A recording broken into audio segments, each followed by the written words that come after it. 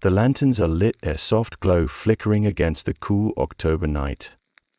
Outside, the wind stirs the last of the autumn leaves, rattling them across the ground like dry bones in the dark.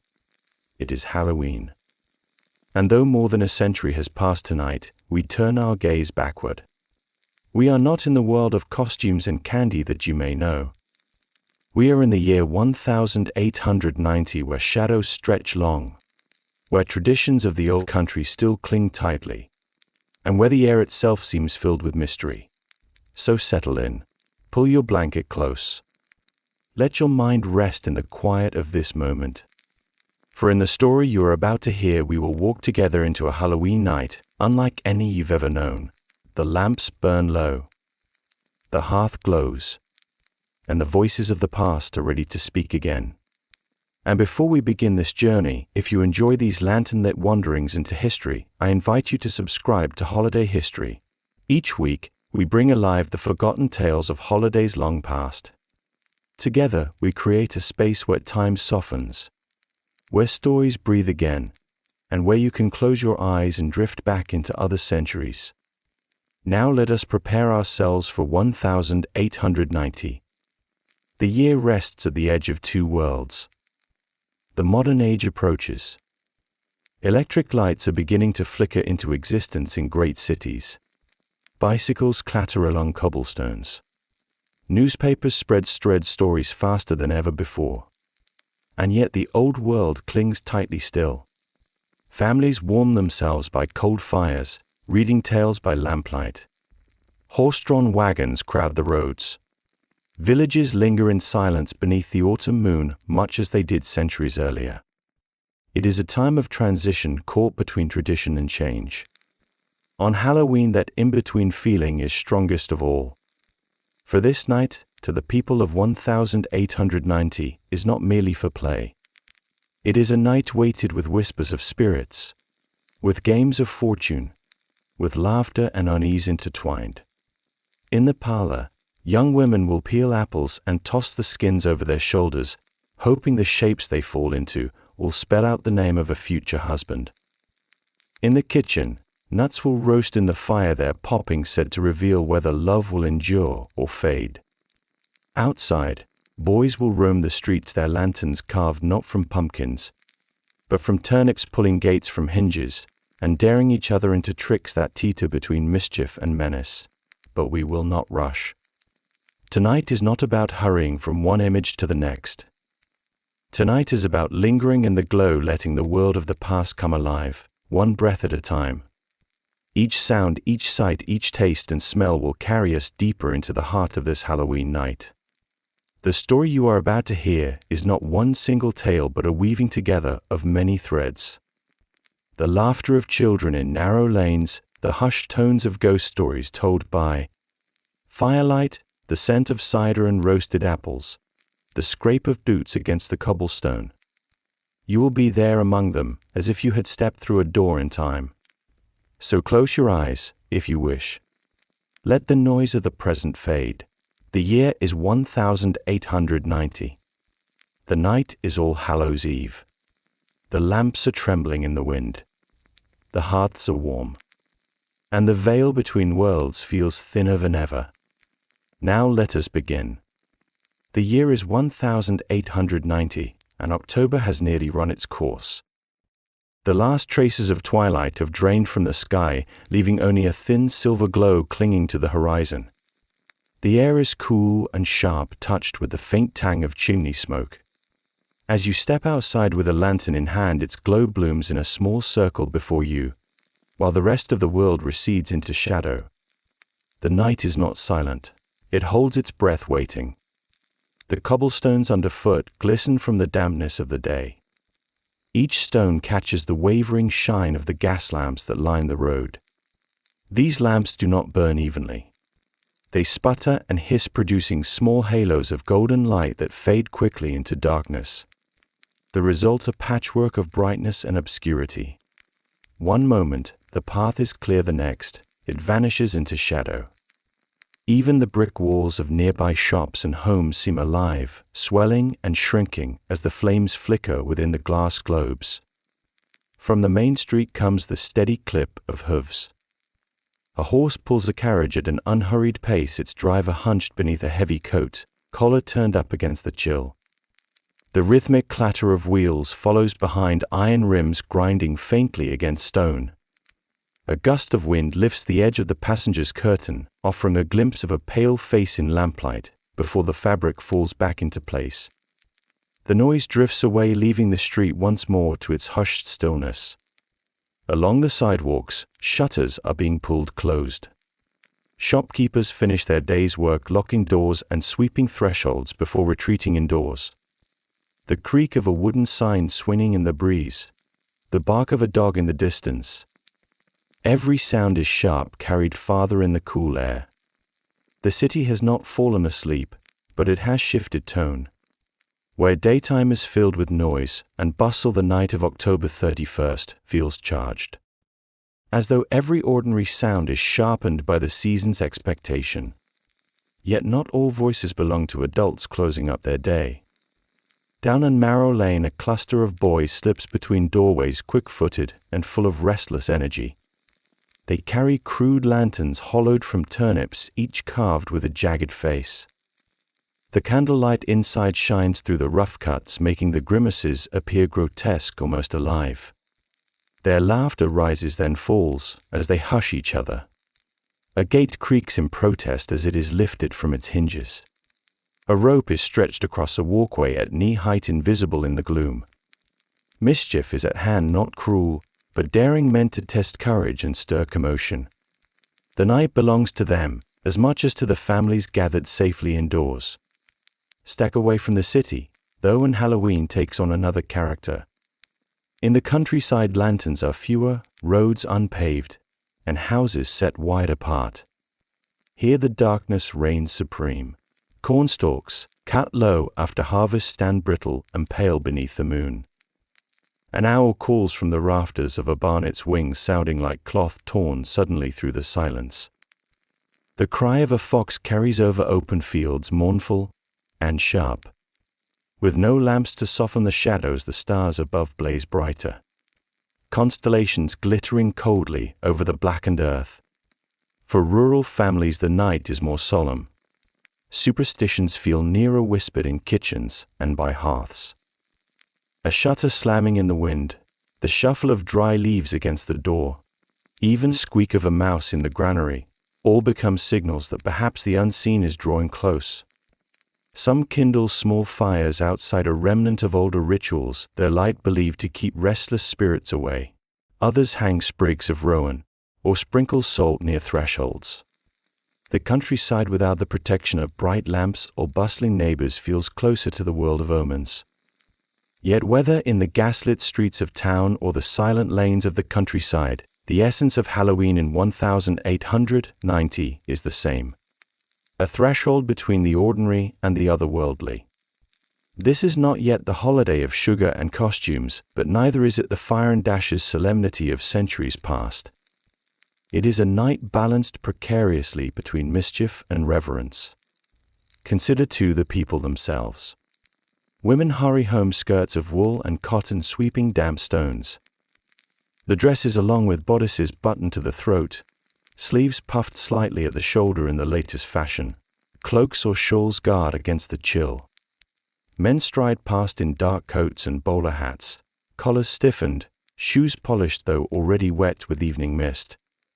Children linger behind them, some with masks made of stiff paper or stitched cloth, more disguise than decoration.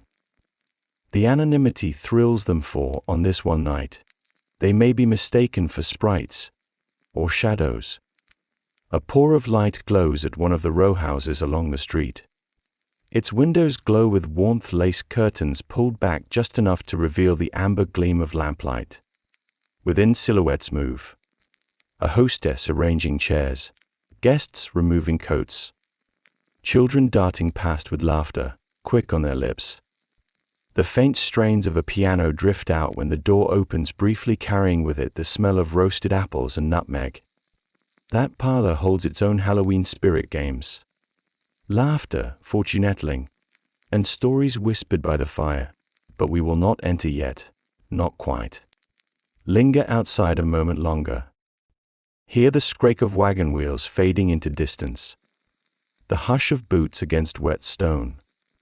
The leaves rattling like whispers as they're carried across the ground. In this moment you stand at a crossing of times. Behind you lies the old world of superstition. Bonfires and charms passed down through generations. Ahead is the modern century promising electric light, organized parties, and eventually the candy-filled celebrations that would define Halloween in the future. Tonight, there belongs fully to 1890. It is half familiar, half forgotten. It is a night alive with trickery, with expectation, with shadows that seem just a little deeper than usual. Raise your lantern higher. The street ahead grows darker, but in the distance, a house glows brightly. A beacon against the autumn chill. Laughter rings faintly from its windows. Inside, fortunes will be told, games will be played, and ghost stories will stir the imagination. That is where we will go next.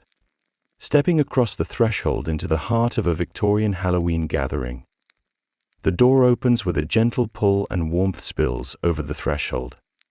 Lamplight curls into the hall like liquid gold, carrying scents of clove, singed candlewick, and something sweet.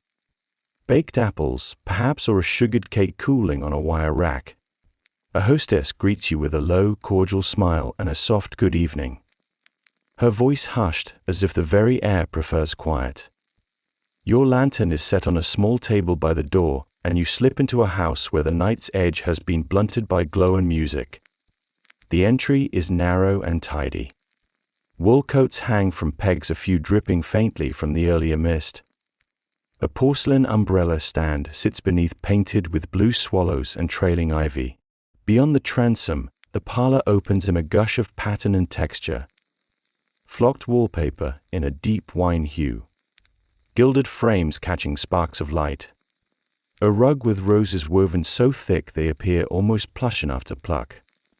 A coal fire hums in the grate, its iron tiles shining. Now and then a cinder pops, and the room breathes. Fire. Lamp. Faces. Shadows. All moving on the same slow tide. Guests are already gathered. Young men in waistcoats polished to a sheen. Trousers with a crisp center crease. Watch chains glinting under the lamp. Young women in gowns of wool or silk, high-necked, but cleverly trimmed with lace or a ribbon brooch. Sleeves fuller at the shoulder in the latest cut. Cheeks, pinked by the cold, have warmed to a calm glow. Gloves are tucked into pockets or slid discreetly into reticules. It is not a formal ball, yet the care of presentation is evident in every polished shoe and tidy cuff. On a sideboard near the window stands a still life meant for the evening. Dishes of apples, russets, Baldwins, and greenings, each variety mounded in its own bowl. A plate stacked with ginger biscuits. A glass compote filled with walnuts and hazelnuts. A small jug of cream, a pitcher of spiced cider with slices of lemon floating against the glass. The host has tucked sprigs of dried tansy and wheat into the arrangement. Simple autumn markers that make the table feel festive without garish display. No paper cutouts or rubber bats here. Victorian taste tends toward suggestion. The season enters in the fragrance of nutmeg and the rumble of a hearth, in a turnip lantern set discreetly at the mantel's end with a pinched little face and a wavering smile. At the far wall stands an upright piano. Its keys have just been dusted. A young gentleman in round spectacles warms his fingers with a brief exercise. When conversation drops, he slips into a waltz popular at assembly, something light that bends to the scale of the room. A cousin hums along. Another taps a shoe in small, careful time so as not to scuff the polished floorboards. Music is less a performance than a thread sewn quietly through the evening, holding talk and laughter together.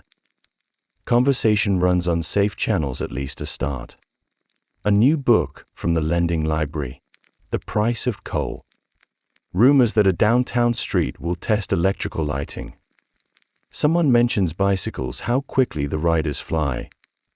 And a great-aunt scandalized declares that young ladies will ruin their spines with such contraptions. A chorus of polite disagreement rises all smiles. They sip cider, argue graciously, and pass the biscuits. On the mantelpiece, a clock ticks with agreeable purpose. Tick-tock, tick-tock. And beside it lies a folded newspaper. If opened, it would show the usual autumn notices: harvest yields, church socials, a column scolding rowdy youths for pranks last year. But no one reads. Tonight is for talk, for warmth, for the slow unfolding of ritual. The lamps are trimmed globes shining like moons. The curtains laced beneath heavy drapes are drawn just enough that outside lamplight becomes a blur rather than a glare. In the corner stands a tall screen embroidered with willow branches. And behind it, near enough to catch the heat, a cat has claimed the choicest patch of rug, yawning occasionally indifferent to the holiday. The hostess claps her hands softly, merely a signal, not a command. "Shall we begin?" she asks. And the parlor brightens in spirit, if not in wattage. A few games to honor the season, and then a story or two. Heads nod. Fans are snapped shut. The piano lid falls with a gentle click. Conversation gathers its skirts and sits politely. A basin is brought out. A wide ceramic bowl with a faint ivy border set on a low table draped with a white cloth. Fresh water from the kitchen is poured in, catching the lamplight and shivering. Apples go in after it, red, green, mottled. A little fleet of boats bobbing toward one another. A murmur rises. Not every household approves, some call it inelegant, but in the spirit of the night, this parlor allows a little splashing. A cousin from across town volunteers, first tucks a napkin into her collar and kneels with a grin she tries to suppress. The room leans forward with her. She dips, Mrs. bursts up, laughing breath scattering droplets like beads. On the second try, she pins a Baldwin to the bowl's rim and drags it up, teeth triumphant, curls damp applause, polite but genuine. A friend follows, then another. Each return greeted with a small cheers that feels so much bigger indoors. When a young man takes his turn, the cheering shifts from amused to lightly competitive. He submerges decisively, comes up with nothing, shakes his head like a wet retriever, and finally secures a crisp green prize to grins all around. A towel circulates. The host practical sets a second bowl for rinsing hands and passes more biscuits to blot the taste of the water. Once the basin is carried away, a different amusement appears. Snap-apple. A cord is stretched from the door to a hook by the mantel. From it dangles an apple skewered with a small fork swinging gently. And behind it, just beyond, hangs a short candle snuffed, a newly lit, a pale flame wobbling as the apple sways. The trick is simple to describe and devilish to perform. Take a bite without catching wax. A line forms. The apple jerks. The candle's heat warns nose back.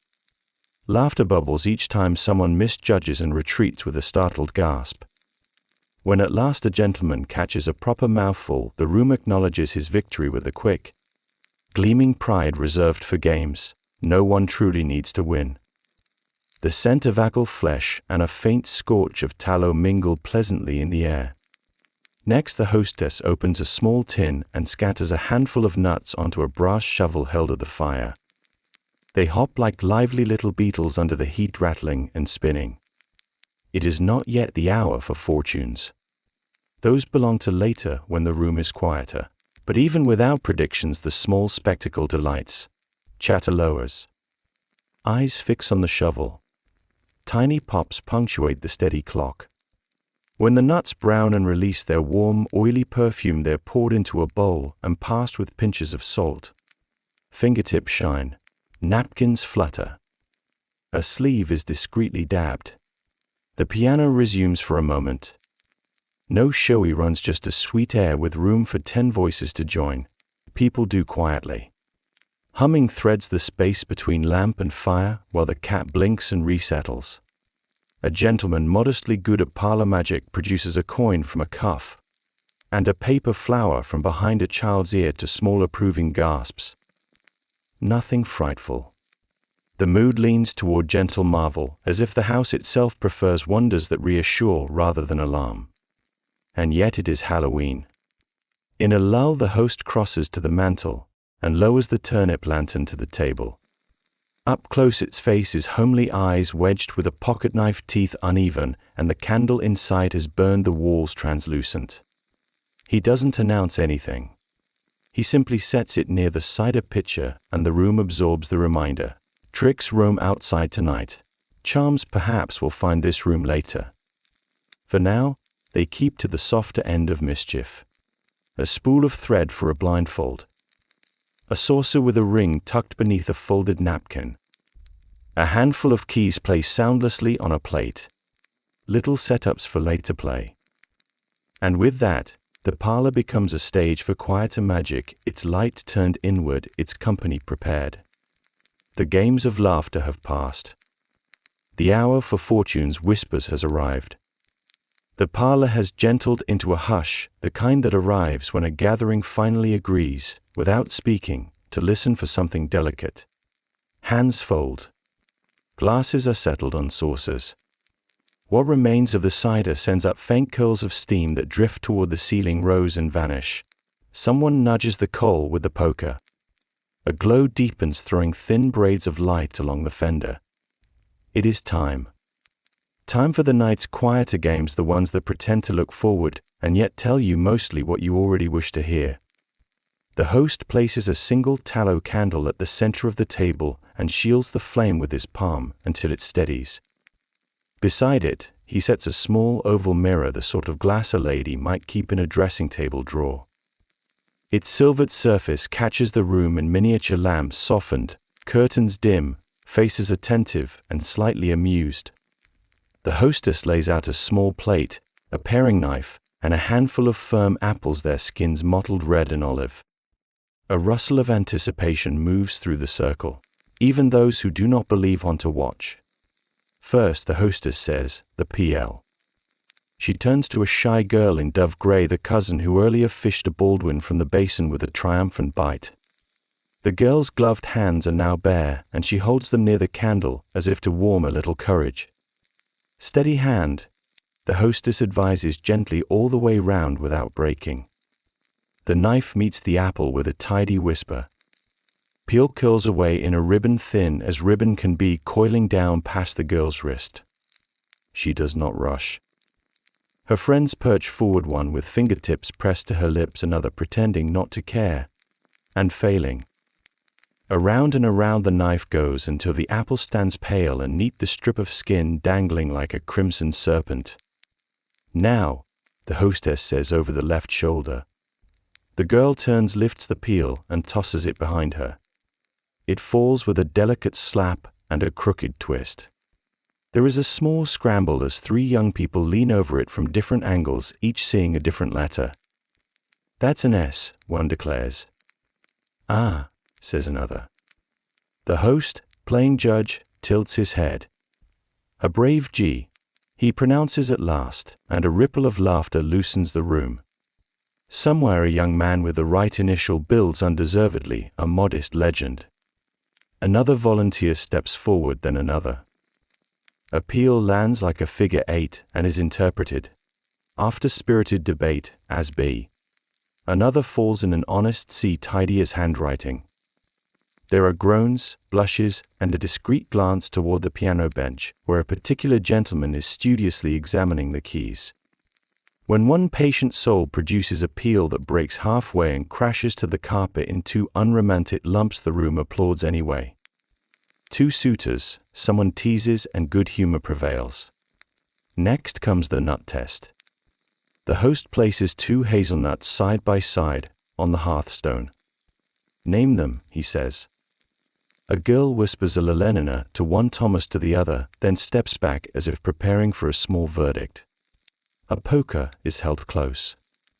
The nuts warm and twitch, then jump together, someone hopes, but a Lelena somersaults tidily. Thomas shivers in place, then cracks with a faint, decisive pop. The reaction is theatrical despair and actual relief, expertly mixed. The heart, the host says with mock solemnity, is a contrary organ. Try again with better candidates. Laughter follows, but even those who laugh glance downward, privately consulting their own names against remembered, glances exchanged across the room. The hostess does not let the pace rush ahead. The parlor requires rhythm, a lift of laughter, a pool of quiet, a new curiosity unfolded. She brings forward a modest cake, a dense loaf dotted with currants and shows. With a conspirator's smile, the charms have been hidden inside. A ring, a button, a bean, a tiny wishbone wrapped in paper. Slices for fate, she says, and begins to cut. The first piece goes to the child near the screen, who finds only cake and looks greatly relieved. The second slice produces the button. Industry, says the host, and its recipient promises to finish a certain embroidery sampler before snow. A gentleman receives the bean and holds it aloft like a scepter.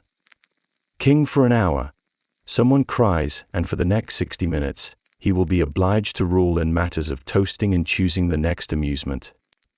The ring stays hidden for now, and its absence becomes its own expectation. Through all of this, the mirror waits canted slightly so it reflects the candle in a narrow corridor of light.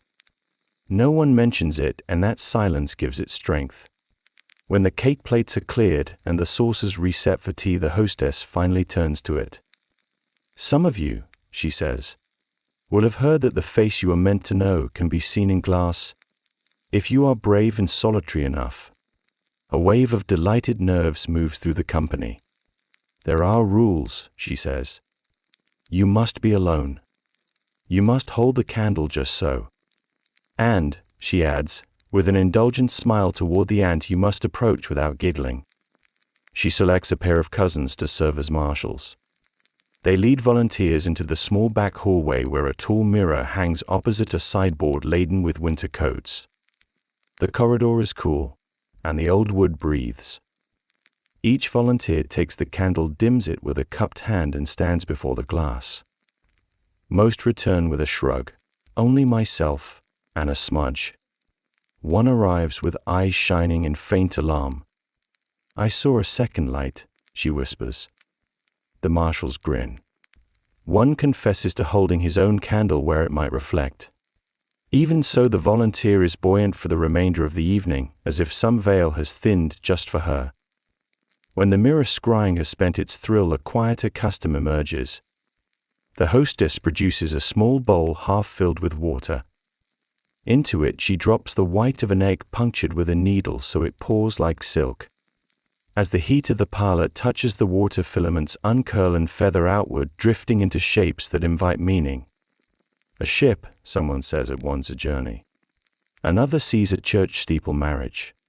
A triumphant verdict that earns good-natured groans. A gentleman claims to spot a plow and consents to be told he will work harder than anyone in the room by next harvest. Even the skeptical aunt admits that one's spy-like tendril looks just enough like a top hat to count as a stranger's silhouette. The bowl keeps its mysteries. The company supplies the rest.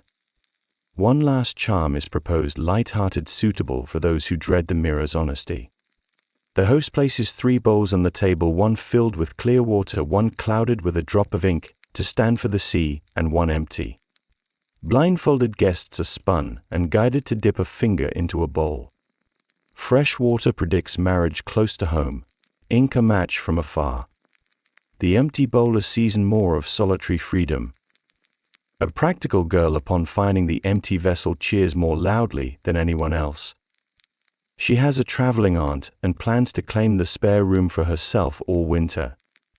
Another lands in the inky water and laughs at the blot to her fingertip. I shall marry a sailor or a newspaper man, she says, and I cannot decide which is more likely to drown me. The aunt assures her it will be neither. You'll wed a baker, she says, and live forever on the thick ends of loaves. When the last blindfold comes off and the bowls are cleared, the company seems to share a single breath. The house has not given up any true futures. It has granted what it can: permission to hope, sanction to tease, a little staging for declarations no one is quite ready to make. Candles have shortened. The coal has settled into a long, steady red. Somewhere deep in the building a pipe ticks as it cools. The hostess, who has steered the evening like a careful helmsman in a fog, lets the silence sit. Then she gives the smallest nod to the gentleman at the piano. He does not open the lid, not yet. Instead, he folds his hands and waits.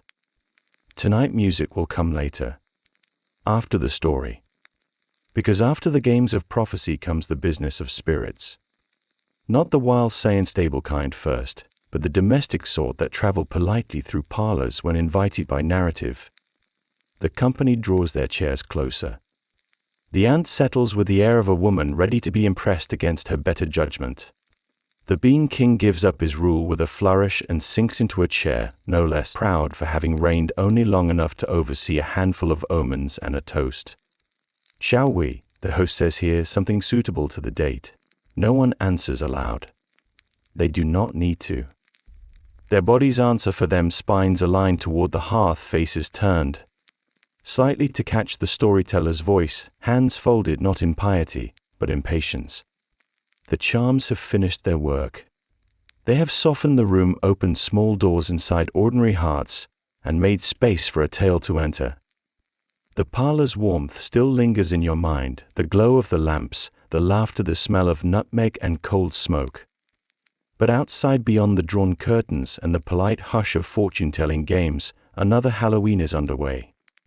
Step once more into the October air, and you find yourself in a world far less controlled, a world alive with restlessness.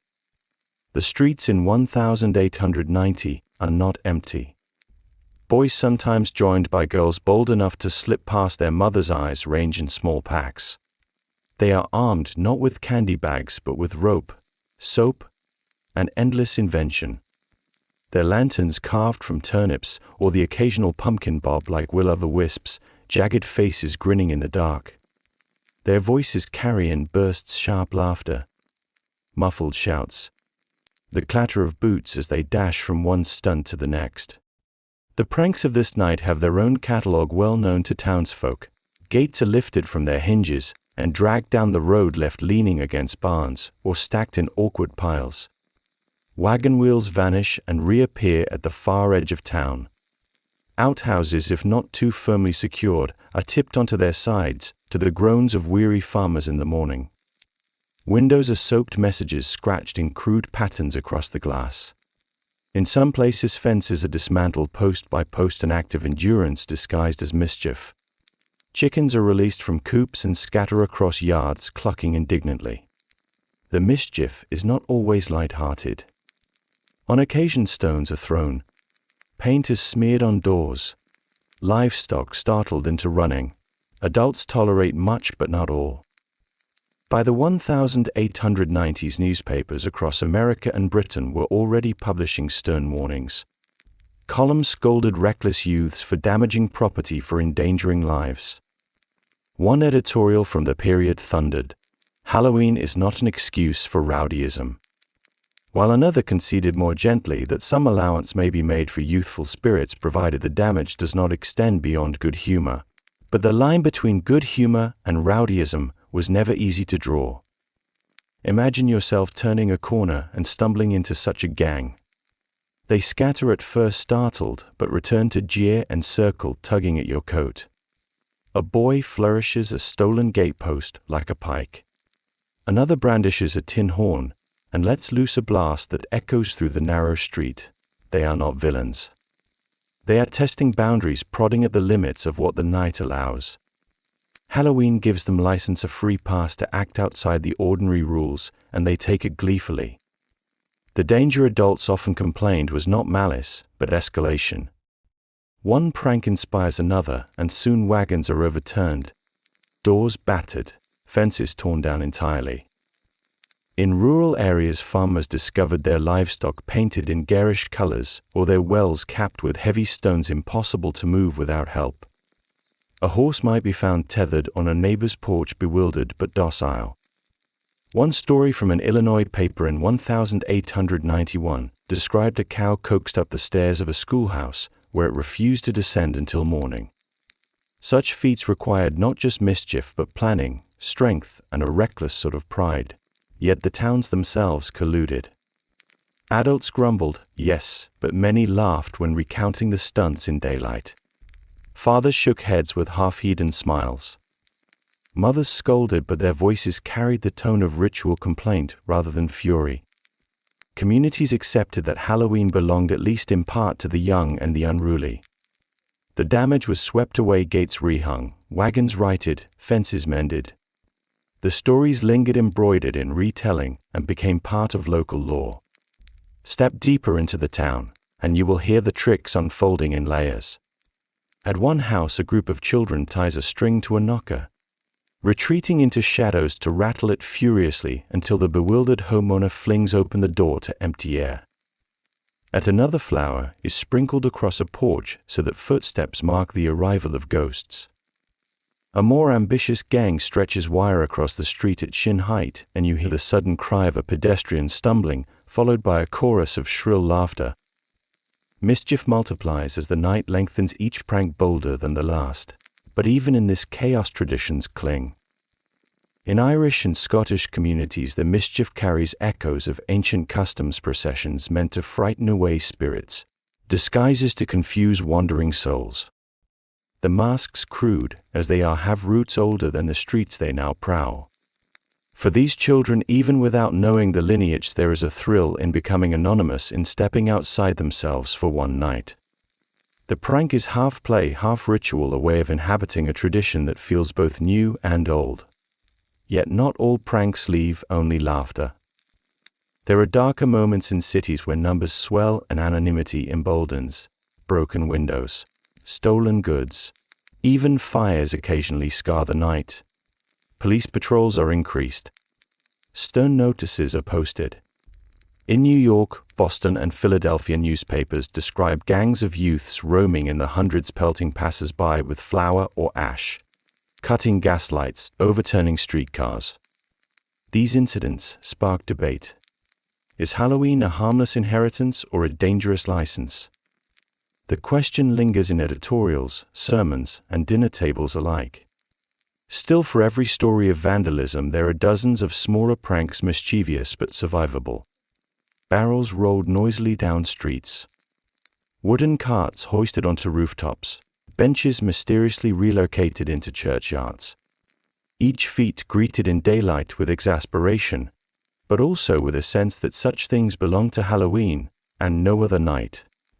As you wander through these restless streets, lantern in hand, you sense the contrast with the parlor left behind. Indoors, the rituals are controlled, fortunes teased out in measured games, laughter tempered by candlelight. Outdoors, the holiday erupts raw and untamed. Both halves are Halloween in 1890. One turning inward, the other outward, each feeding off the season's unsettled spirit. The parlor, after the laughter of charms and the riot of the street outside, has quieted into something altogether different. Lamps burn lower now, trimmed so the flame glows like small suns in cloudy glass. Shadows lengthen along the wallpaper's floral patterns, petals growing into strange shapes. The coal in the grate has melted into a bed of red, pulsing like a heartbeat. You can hear the faint tick of the mantel clock, steady and patient, waiting for the next turn in the evening. Guests shift in their chairs. Fans are folded, cups drained, plates pushed aside. Conversation dwindles into murmurs, then into silence. The hostess lets the stillness deepen before she speaks, knowing that in such quiet, even the smallest word will strike like a note on the piano. Now, she says, what is Halloween without a story or two? The room exhales a mixture of relief and expectation. This is what everyone has been waiting for. Not just the games. Not just the teasing fortunes, but the tales that creep into corners and make the night feel different from any other. Tomorrow, in daylight, these scars will be repaired with weary amusement. Within the parlor, the hush has deepened. Only a handful of guests remain, reluctant to leave the cocoon of warmth and story. Shawls are drawn tight. Gloved hands clasped in parting. The hostess offers one last biscuit, one final sip of cider, though the tray is nearly bare. Candles burn to stubs, their pools of wax hardened on brass holders. The fire gives its last sigh, coal collapsed into fine ash. A log is not added. The night is nearly done. At the piano, the lid is closed with care. The songs have ended, their echoes rest in the wallpaper and the rug. The cat curls in sleep, ears flicking occasionally as if still catching phantom sounds. The child long ago carried upstairs stirs in a dream, perhaps reliving the sight of the apple peels spinning, or the shimmer of a mirror in candlelight. In the hall, coats swing lightly as they are lifted from pegs. Farewells are spoken in low voices, each guest stepping into the dark with a small lantern or the glow of a borrowed taper. When the last visitor departs, the house exhales into silence. The hostess extinguishes lamps one by one, rooms shrinking into shadow. The mirror is covered with a cloth, its surface no longer needed for glimpses of the unknown. The saucers are stacked. The cake crumbs brushed aside. A faint smell of nutmeg, apple, and tallow lingers, seeping into the curtains.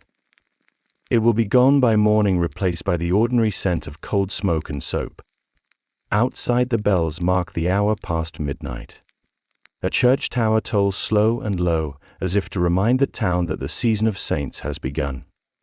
All Hallows has passed into All Saints, and tomorrow into All Souls. The veil, so thin tonight, begins to close again. What was glimpsed, whether in story, in superstition, or in imagination, recedes back into memory. The streets empty. Frost gathers along fence rails, tracing silver over wood. Leaves brittle and dry skitter across cobblestones. The air feels cleaner, quieter, as if the world itself has paused to catch its breath. What was rowdy a few hours ago is now solemn. Halloween in 1890 has run its course. And yet its spirit lingers. The laughter of games, the thrill of ghost stories, the warmth of food and drink, the mischief of the streets, all remain in the mind. For those who lived it, tonight will join the chain of memories passed down in talk and tradition. Years later, someone will recall the Pele that fell like an S, the candle that wavered during the séance, the sound of boys toppling a wagon outside. Each detail will grow into story. Each story into folklore. This is the heart of Halloween. The weaving of fleeting moments into memory, memory into ritual, ritual into history. A single night in 1890 lived in a parlor and a street becomes part of the larger tale of how people mark the turning of the year, how they confront fear and mischief with laughter and light. Now the lanterns are dark. The parlor is still. The town sleeps beneath the frost, its mischief spent, its charms completed. The night is over. Halloween has closed its eyes. And so, dear listener, close yours too. The story of this Halloween night has ended. The coals are cold. The candles out. The voices hushed. Outside, the stars keep their watch, silent and distant. Tomorrow will bring another day, another season. But for now, rest. For the night belongs to dreams.